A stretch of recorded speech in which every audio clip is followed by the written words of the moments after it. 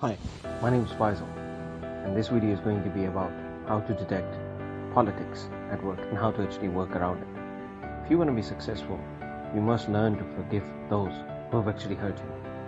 A person who carries grudge and regrets, grief, depression doesn't actually get to actually walk very far with it. Churchill once actually said, if you stop at every corner of the road where you had to throw a stone at other barking dogs, you'll never get to your destination. In today's competing world, we are working hard to achieve our goals. We work so much and we try to actually learn, achieve, grow, at the same time try to simplify our lives and achieve our objectives. The goal is sometimes awesome, simple. Well, not really.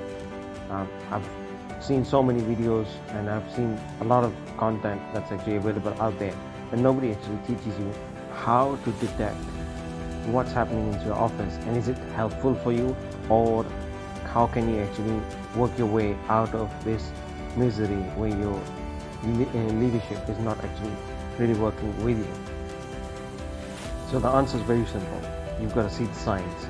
If you can see the signs, you can protect yourself. So we have those who actually have fancy titles within the office. They are managers, VPs, directors, chiefs, and so on and so on.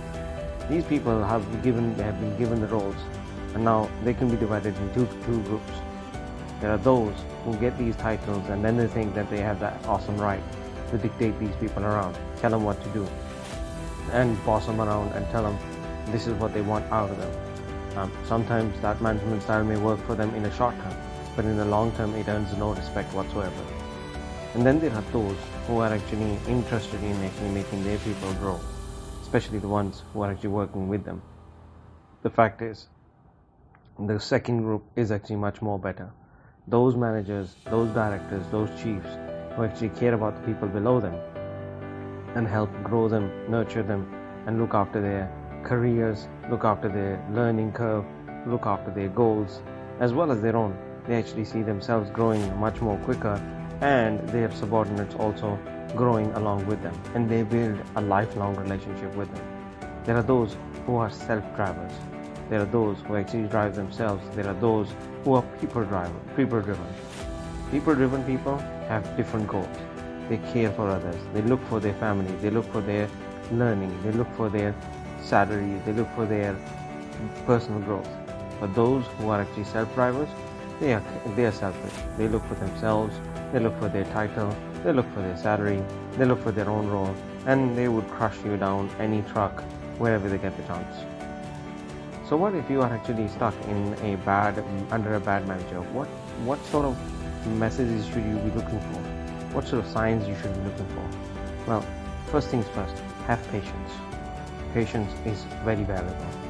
Every management actually lasts on a typical 3-year period life cycle. If you are under a bad manager and you think that this management is going to change somewhat now, wait for it. Have that patience. Number 2, listen and understand their directives. If they are going along with what you're trying to achieve, okay, you may be able to actually put up with a person who's not actually really that good, but at the end of the day, your goals and your objectives are the same. Number 3, don't let him narrow you down. Yes, as hard as it seems, don't let them actually tell you that you're worth nothing. Don't let them ridicule your work. You are your own boss. You know what you can deliver. You know what you're capable of. And good individuals know how to actually deliver quality work. Number 4, he will always blame you. If your leadership is actually blaming you for an issue, that it's your fault that you didn't deliver this on a tight deadline, or if you were actually short at this particular assignment and you didn't come through clean, well, if they're not actually telling you how to do it better or how to actually avoid it for the next time, well, they're not doing you a favor. They're actually just simply pointing mistakes in you because they want to shift the blame over to you. Number 5, he doesn't share but actually imposes. So good leaders actually share their slice of success with others. The bad leaders they actually don't share their life. They don't share their success. Signs to know if you're under a great boss. Well, first things first, he will care about you, often your family as well, often ask you how you're doing on a personal level, as well as at your career level. He'll listen more and he'll tell you less. He'll always actually listen to the problem first, and then he'll advise you how to actually combat it. Number 3, he has respect for your ideas. He will always listen to your idea. He will never put you down that, oh, if you have a suggestion, I don't have time for it. He'll always make up the time to actually listen to your suggestion. If you want to try this out, just go ahead. Ask your manager that you want to have a casual chat. See how quickly they give you a time slot. If your manager is falling short of giving you a time slot within the next week or 2, well, they're probably not interested in your career. Number 4, they will help you resolve your issues. So if you've got a good line manager, he will always help you resolve any issue that you bring up to them. Whether it is technical, non-technical, he'll show you the way. Number 5, he shares his plans. Good leader always actually is transparent. He will never be so highly diplomatic that he doesn't actually show one hand and he has his plans in the other hand. So a good leader will always actually discuss his plans, that he's got something coming up and he would like to actually share this with you. Those leaders you want to work with, because they'll actually let you grow. Those who actually hide their plans from you, they will never actually let you even get close to it. They won't even let you hear about it, and at the end, last minute, when you even work on their plans, they'll take away the credit at the last minute. And finally, number 6, he'll come out and actually give the credit to you guys if you're doing a job for him. And that's the good quality about leadership. The good leaders know that the team is what the real reason for their success is. They are nothing without the team. At the same time, bad leaders, they believe in that their team is nothing without them.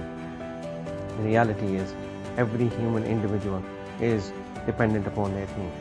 Good team members, good teams deliver high quality results, and it's all under great leadership. Great leaders know how to actually steer a team around.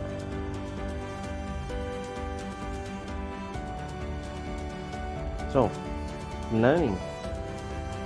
leaving a company is actually hard. You have your friends over there, you've got your colleagues, you've shared your day-to-day life with them, you've had a lot actually that you've actually worked with them. But if you really realize that your career is at risk, it's best to actually leave that company. If you cannot see the signs of a great manager being working with you, you must leave your company. If you will still continue to stick around, you will seriously be hurting your career. You get only one life, and you get only one career. You must take your best shot at it. If you're going to stick around thinking that, oh, I'll spend another 5 years over here, and I'll definitely actually might get another opportunity. Well, in 5 years, the world moves on from one place to another. In 5 years, the world has revolved around 5 times 365. It's a huge number. I've seen people changing jobs and growing in different titles. I've also seen people who've been unfortunate when they have changed jobs, have fallen down for a little while, but still they've actually learned from their experience and they've come back up. So changing jobs does not necessarily mean that you're not going to get your success. It will still actually lead you to actually having good success. Redefine yourself. Teach yourself patience and nobility. If you have strong determination and if you want to stand up for what is right for you, you will always go ahead and actually get that. Most importantly, build the talent within you, and then with that talent, achieve what you wish to achieve. Whom would you actually work with? Boss or a leader? Well, most of the people will answer that they would love to actually work with a leader, which is true. But you need to identify who is the boss and who is the leader, and that's difficult within the office environment.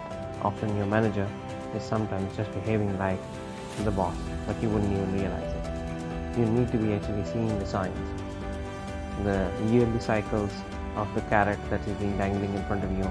That will always go wrong. But if you are able to actually spot the signs that you are not getting what you want to get out of your career, it's good to actually move on. Believe me, if you have the talent, there are also other companies out there looking for talented people. So therefore, do not actually hesitate a single moment to make the move. One of my great mentors actually taught me a very early tip in my career to actually look out for. Learn, learn, and learn.